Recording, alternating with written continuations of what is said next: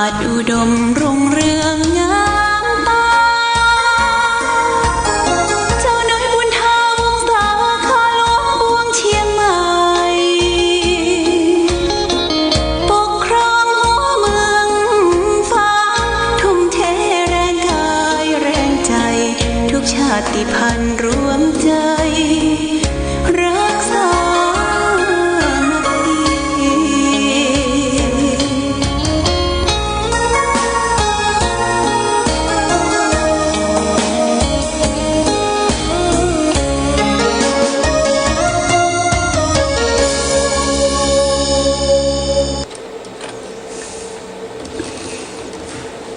เจริญสุขศรัทธาสาธุชนญาติโยมท่านพุทธบริษัทตั้งหลายวันนี้รายการธรรมประทีปส่องต่างก็ได้มาพบปะกับพ่อแม่พี่น้องศรัทธาสาธุชนญาติโยมแห่งครั้งหนึ่งวันนี้เป็นวันจันทร์ที่15เดือนกุมภาพันธ์พุทธศักราช2564ซึ่งตรงกับเดือน6เหนือเดือน4ใต้ขึ้น4ค่ำญาติโยมวันนี้เป็นวันจันทร์วันเริ่มงานทำงานของข้าราชการบ้านเมืองนิสิตนักศึกษาโรงเรียนต่างๆก็จะเปิดเรียนคือแก่ลูกหลานเยาวชนเดือน6นี่วันเสียก็คือวันอังคารเนอะญาติโยมวันอังคารกับวันพรุ่งนี้เป็นวันเสียวันเดียววันเดือน6นี่เสียวันอังคารวันเดียวอากาศ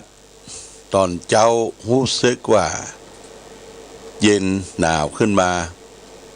แหมน้อยหนึ่งอากาศเย็นอากาศหนาวถือว่าเป็นอากาศที่ดี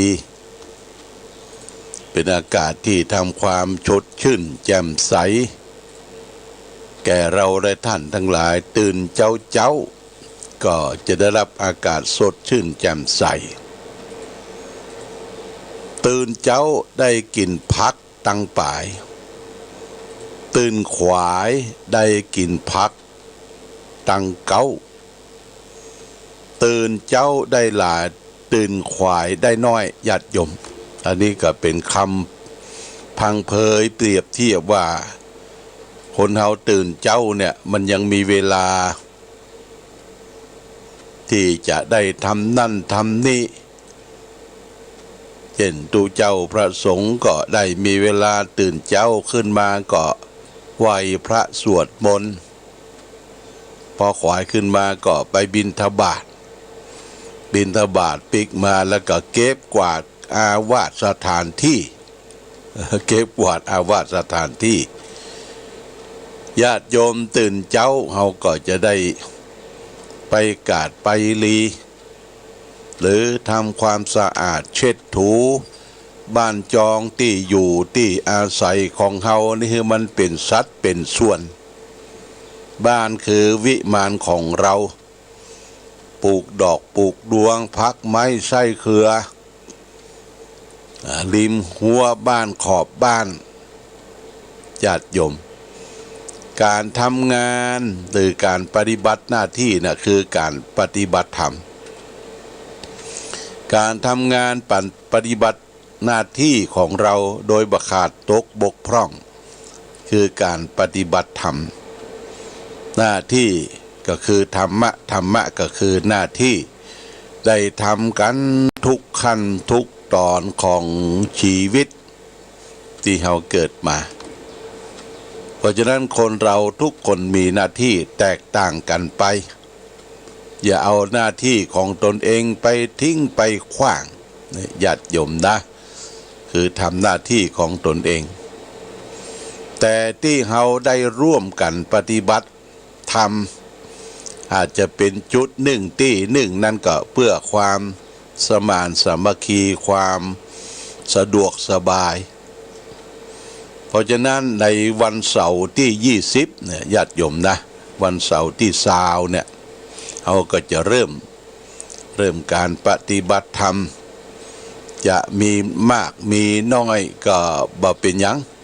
คือเขาจะเน้นเอาตุเจ้าพระสงฆ์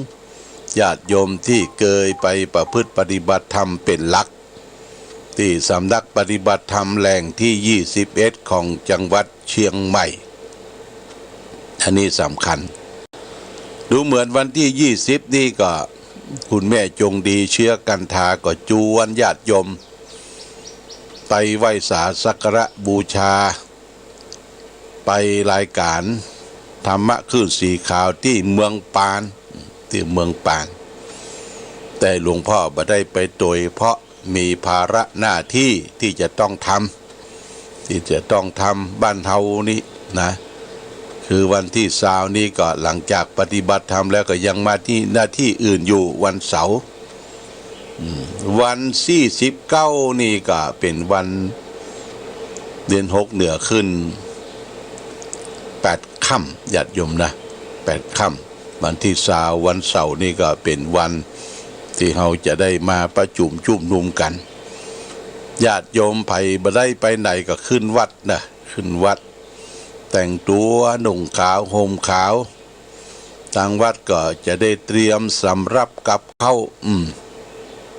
หารการกินน้ำปานะคอยบริการให้แก่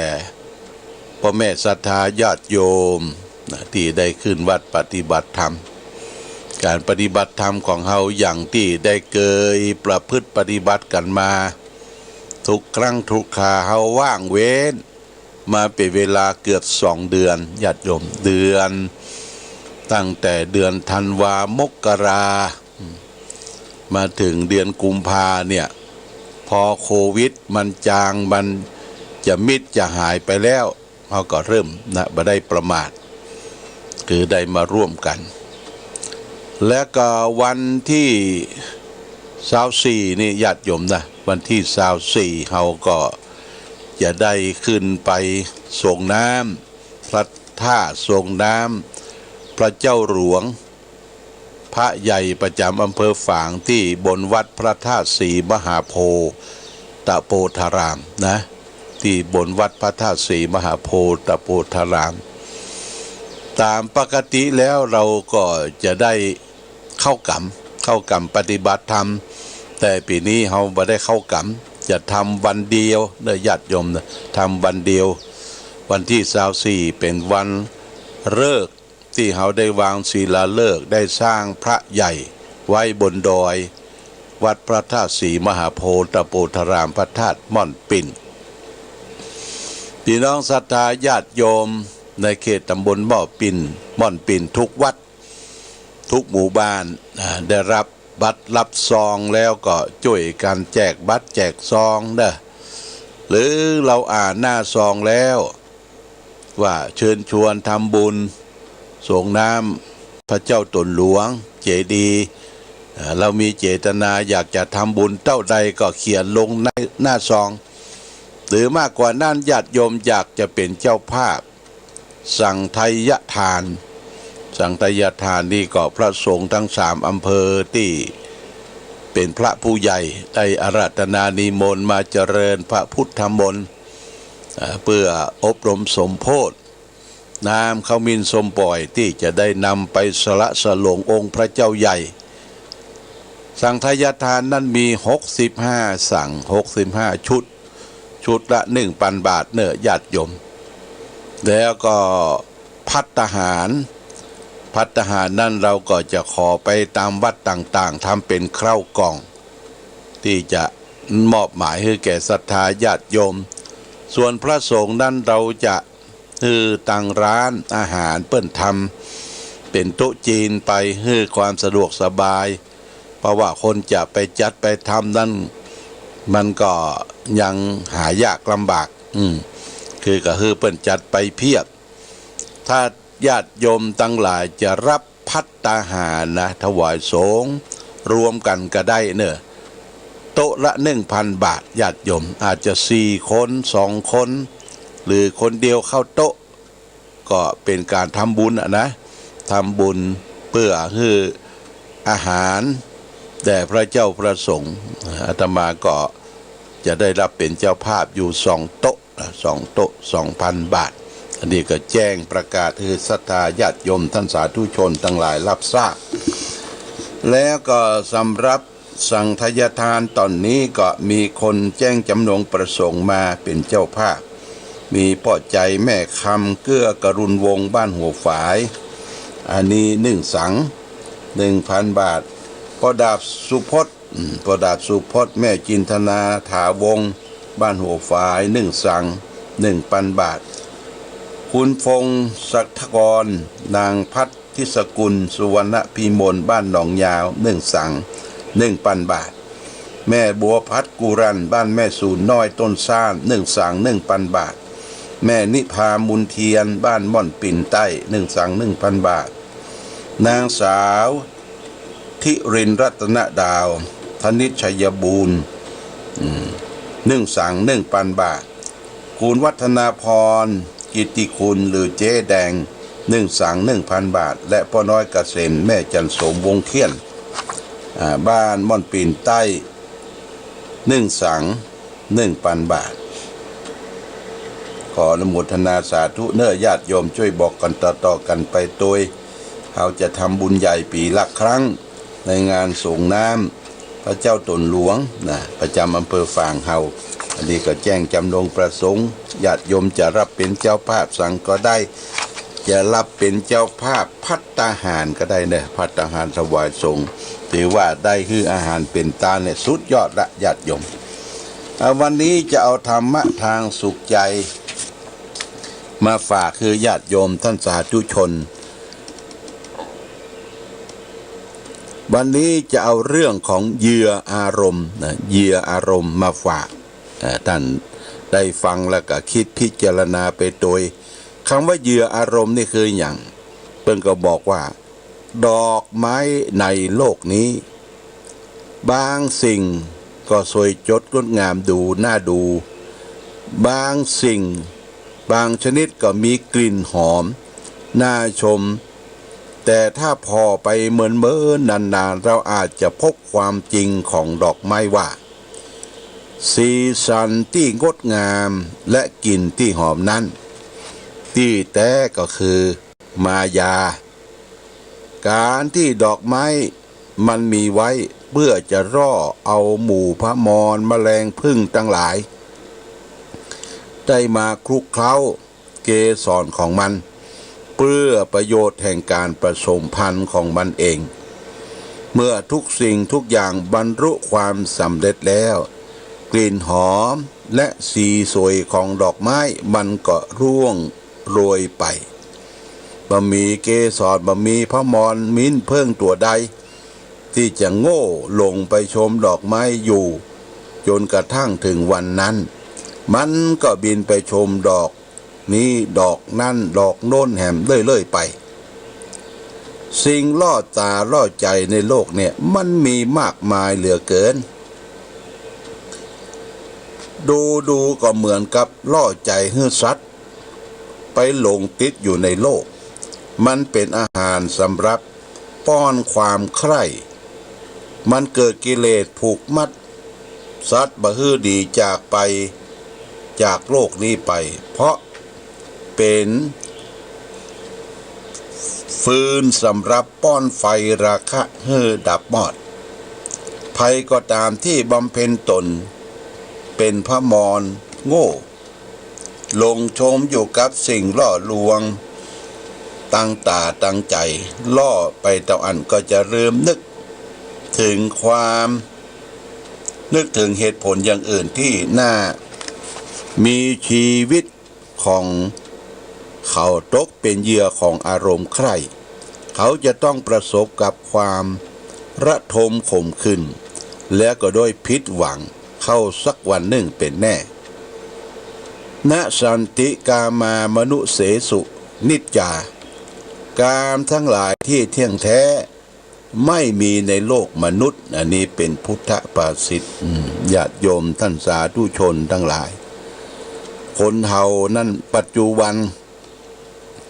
หลงเป็นทาสของความโฆษณาชวนเชื่อญาติโยมนะคำว่าโฆษณาชวนเชื่อนั่นก็คือหมายความว่ากำเมืองกับดอกไม้ที่มันมีกลิ่นหอมก็ตามที่มีสีสวยงดงามก็ตามก็เอาไปล่อให้พวกแมลงต่างๆแมลงพึ่งแมลงอย่างที่มาเพื่อจะได้นำเกสรไปผสมกันถ้าหมดภาระที่ล่อลวงเหล่านั้นหมู่แมลงพึ่งหมู่สัตว์พมรมิ้นเพิ่งทั้งหลายก็จากไปเพราะว่าบ่ต้องการละ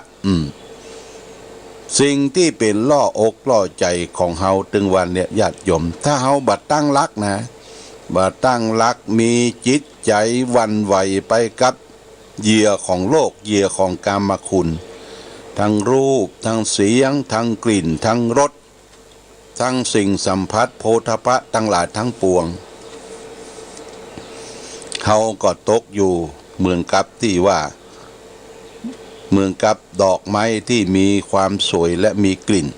ถ้าหมดสวยหมดกลิ่นคนเฮาก็อย่างนั้นญาติโยมมันก็ต้องทิ้งไป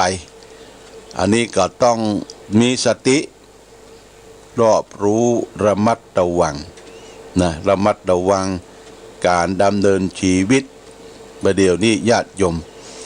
เฮาลองไปเปิดทีวีนะเปิดทีวีเปิดโทรทัศน์ช่องต่างๆเนี่ยเปิ้นขายสินค้าโฆษณาเอาจนเขาหลงหูตูบอยากจะได้ละอยากจะได้อันสินค้าตั้งหลายที่เปิ้นสั่งขายโฆษณาบอกว่าตั้งไลน์ตั้งเฟซตั้งทีวีเนี่ยญาติโยมมันอย่างมาสะดวกสบายคือเขาบ่ต้องไปเดินทางไปดิ้นรนขนขวายเพียงแต่สั่งซื้อแล้วก็เปิ้นถามว่าโทรศัพท์เบอร์หยังอยู่ที่ไหนสถานที่ส่งถึงที่และปลายปอเก็บสตางค์ปลายทางเนี่ยญาติโยมนะเก็บสตางค์ปลายทางเขาก็บ่สามารถที่จะไปชิมไปผ่อไปกอยไปทดลองได้เหมือนกับมัดมือชกนะญาติโยมมัดมือชกได้มาแล้วก็ใจบ่เหมือนบานนั้นนะลุปังทิ้งเป็นเศษเล็กเป็นเศษของอิเล็กทรอนิกส์ไปยกตัวอย่างเช่นว่าไฟฟ้าญาติโยมไฟฟ้าอย่างต่างๆนี่ที่เขาซื้อมาสามารถที่จะเอาไปไล่ยุงสามารถที่จะตามทั้งกลางวันกลางคืนได้สั่งซื้อมาประเมินวันนั้นก็ลุปังไปของใจทางเครื่องใจไม่สวยก็เหมือนกันญาติโยมทุกสิ่งทุกอย่างนั้นเฮาบหันแบบงมเตาบหันว่าของนั้นมีคุณภาพอย่างใดเพราะฉะนั้นเฮาลงเป็นทาสของการโฆษณาชวนเชื่อนะญาติโยมเราจะต้องเตรียมตัวไว้เพื่อความผิดหวังในวันข้างหน้าหรือว่าเป็นเหยื่อของอารมณ์รักอารมณ์ใคร่อารมณ์ที่มีความยินดีอยากได้ตอนการเพราะจิตของเฮาเนี่ยเป็นจิตที่ไหลนะญาติโยมนะจิตที่ไหลไปกับเหยื่ออารมณ์มันไปง่ายลองคนชักชวนไปกินเหล้าไปเมายาไปเอี่ยวไปสัมบะเลเทเมาเนี่ยไปเอี่ยวไปตีห้านทีเนี่ยมันไปง่ายญาติโยมถ้าจวนกันไปวัดไปวาไปทำบุญประพฤติปฏิบัติธรรมยากน้อยนี่ยากน้อยเพราะว่าจิตใจคนเฮานะมันเป็นจิตใจที่อ่อนไหว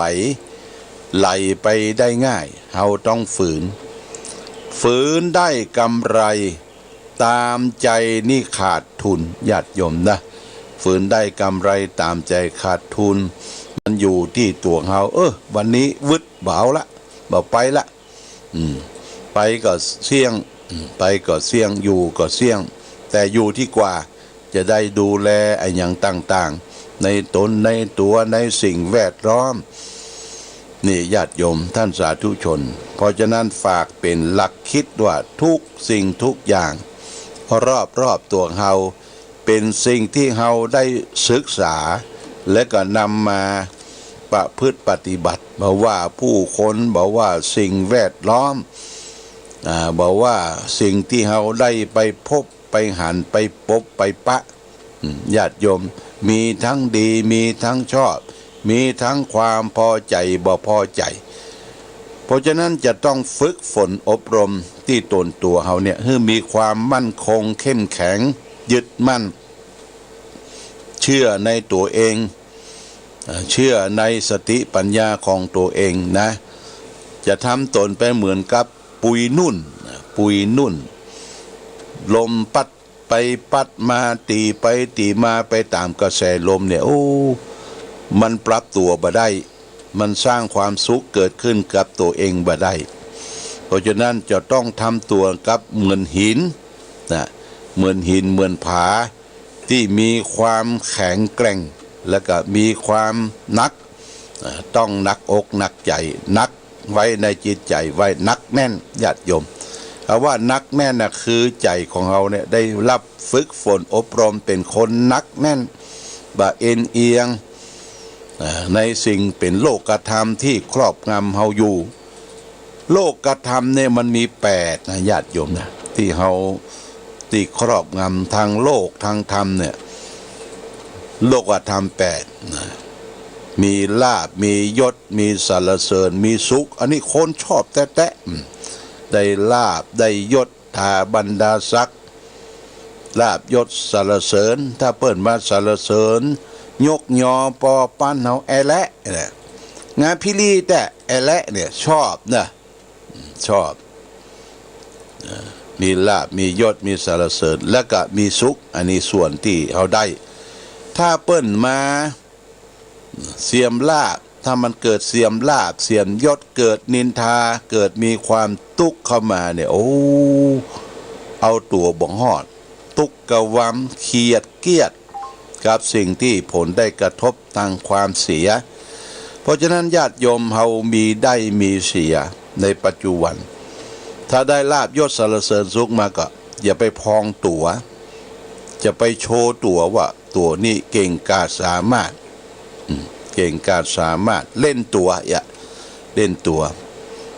นะอันนี้ก็เป็นอัตตานะญาติโยมเป็นอัตตาตัวตนพองตัวมีความเสมอต้นเสมอปลายมีความเสงี่ยมเจียมตนรู้จักฐานะของตนเอง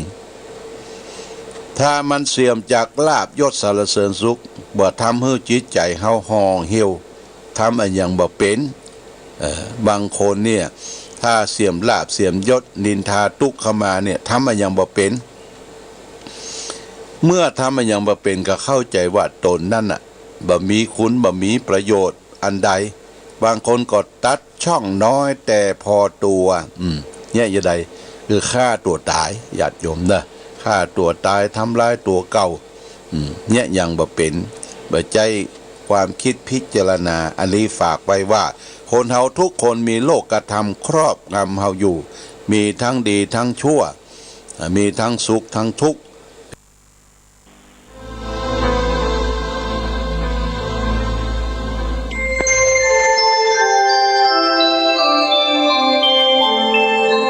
ขณะนี้ท่านกำลังฟังสถานีวิทยุกระจายเสียงพระพุทธศาสนา FM 104.5 เมกะเฮิรตซ์